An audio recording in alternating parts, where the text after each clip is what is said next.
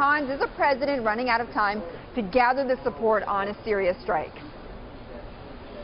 Well, he's certainly running out of time to have a separate meeting with Vladimir Putin. There was always a possibility of that. And he is running out of time for a symbolic victory here at the G20. Of course, that's typically the only kind of victory you would have on a military prospect like this at a summit that's designed for economic forum, for economic discussions.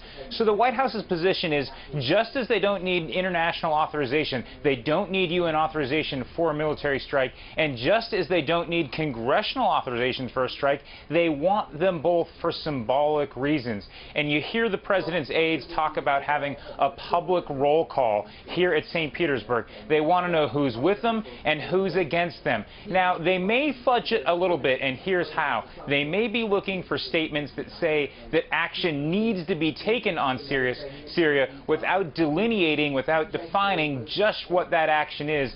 That's the wiggle room they may have. But so far, President Obama is not getting a lot of support for his position for military strikes. Betty? Hans, it sounds like Syria is overshadowing everything. Are there any economic takeaways from the G20 so far, Hans? Well, Syria has overshadowed a lot of discussion here. There are some efforts to make sure that what's happening with the Federal Reserve in terms of the taper, that there's going to be a $100 billion fund for the BRICS to have a currency reserve pool. And this G20 has formalized a lot of the tax haven talk, clamping down on companies that are hiding money offshore. So those are the two formal aspects of what's happening here on the economic side. But this is all Syria and what you can do about the price of oil.